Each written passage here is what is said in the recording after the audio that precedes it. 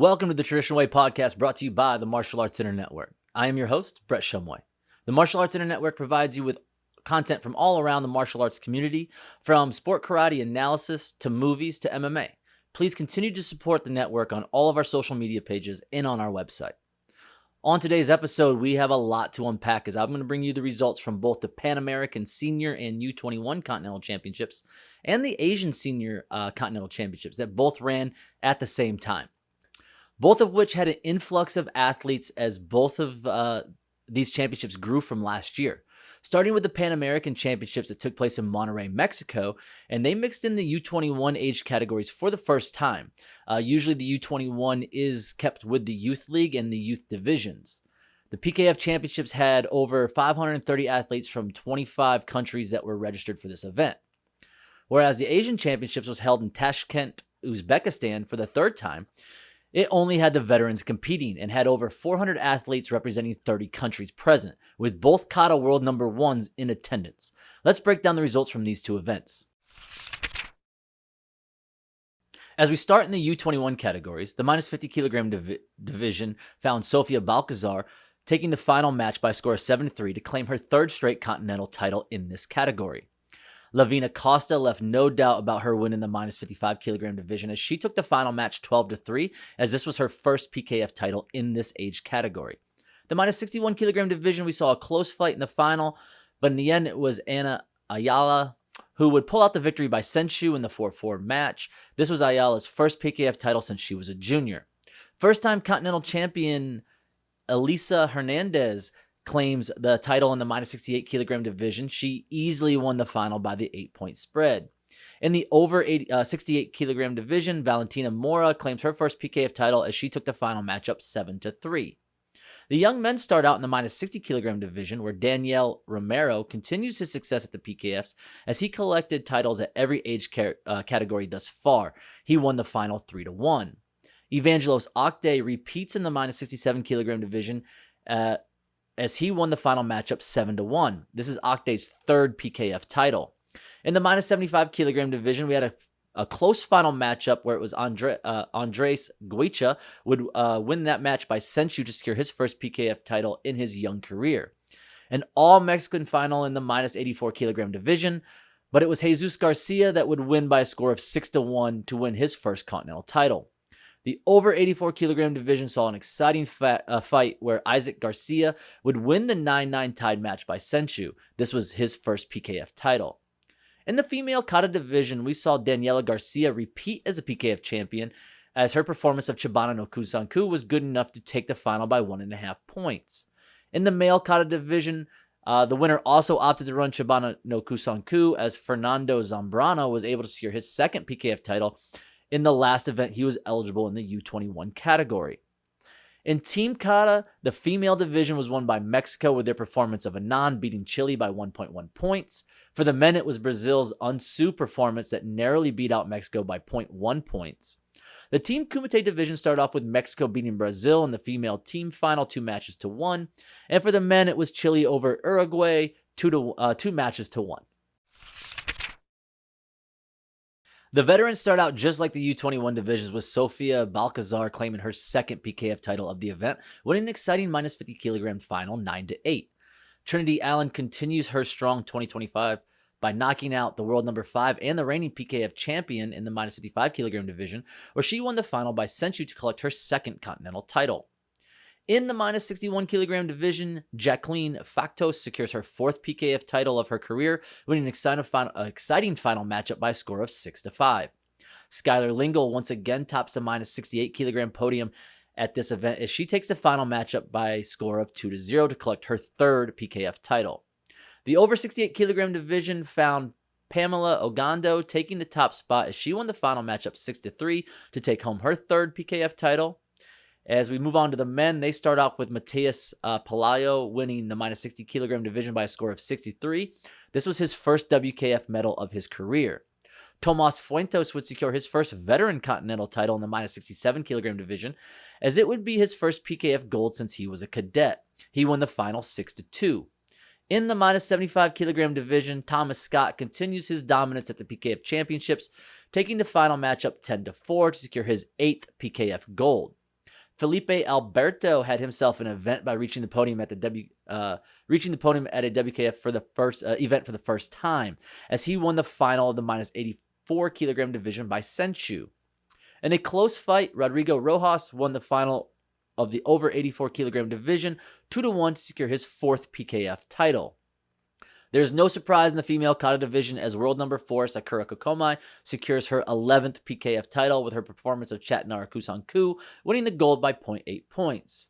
For the men, who else but world number 2 Ariel Torres wins the All-American final with his performance of Ohan Dai, winning the gold by 2.1 points. In the team divisions, the female kata was won by Colombia with their performance of Godashio Sho, winning by a half point. For the male kata, it was once again Colombia who performed Unsu in the final, and they won that by 0.8 points. In the female kumite teams, the female teams was won by Venezuela, who defeated Chile in the final match, and for the men, it was the U.S. team that topped Brazil for the title. The Asian Championship started out with Gulshan Ali Mardanova claiming her 2nd Asian title in the minus 50 kilogram division, who won the final matchup 7-1. In the minus 55 kilogram division, Thai Huang repeats as the Asian champion as she won the final 5-0. This is her 6th AKF title over her career. In the division with the world's number 1 through number 4 ranked fighters in the minus 61 kilogram division, it was won by Astusha Galshanazid, who took the final 5-1 to secure her 3rd Asian Continental Champion. In the minus 68 kilogram division, Diana Daranskaya took home the gold, winning the final 8-6 over the world number 3. This is her 2nd AKF title as she's still figuring out which weight class she's going to call home, as she has bounced back and forth over the past 2 years.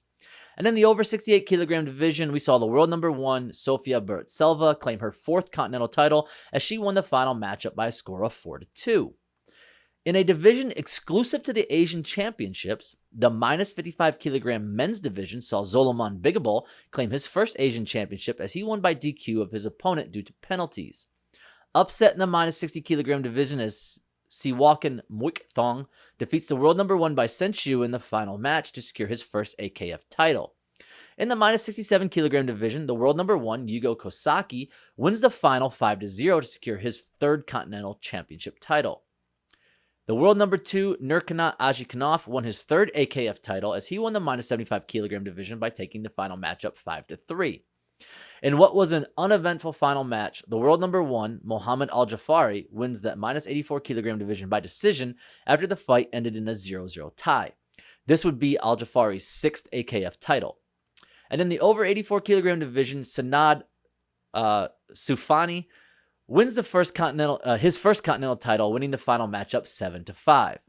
In the female kata division, the Maho Ono versus Grace Lau rivalry doesn't really apply in this championships, as it has been one-sided in the favor of the world number 1 Lau.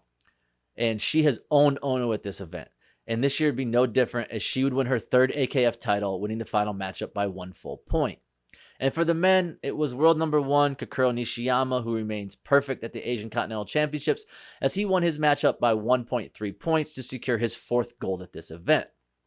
The female kata team was won by Vietnam over China, as their performance of Tamari Bosai won by 0.4 points. For the men's team kata, it was a showdown of Unsu, where Japan would defeat Kuwait by 1.7 points.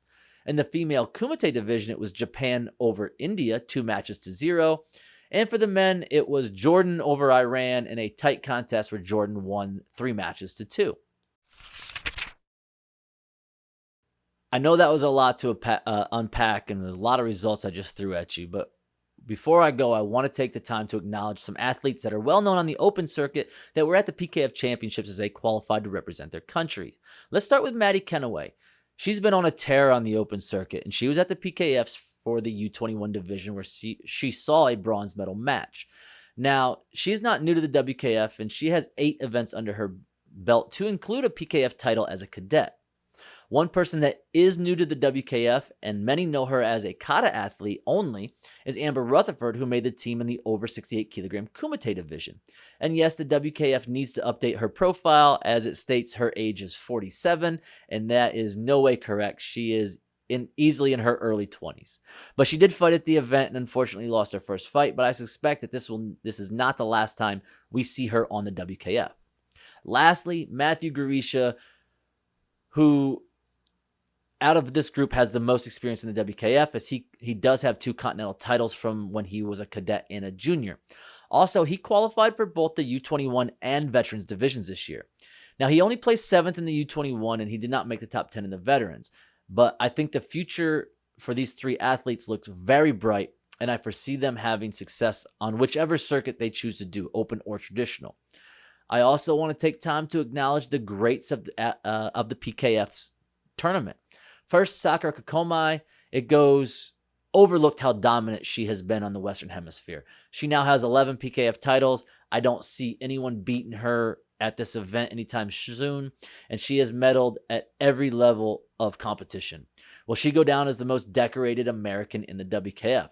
We will see, but for now, I think it can easily be argued that she is. The one right behind her in PKF medals has to be Thomas Scott with his 8 PKF titles, and he has truly been great to watch, and we have to wait to see how much he still has in the tank. But last but not least, Ariel Torres, whose 6 titles have put him on a trajectory that, along with his Premier League medals, have kept him in that world number 2 spot. All in all, I gotta say the North American presence is continuing to look good in the WKF. And it's not just 1 or 2 anymore. We have everything from young athletes all the way up to veterans that have been around a while. I think the WKF world has to be ready to make room on their podiums for what the North Americans are going to do. With that, I want to thank you guys for watching another episode of The Traditional Way. Please join me on the next episode where I will bring you the results from the final Premier League event of the season and announce the new grand winners for 2025. Until then, continue to support the Martial Arts Internet Network by liking, sharing, and commenting on all of our videos and podcasts. Until next time, guys.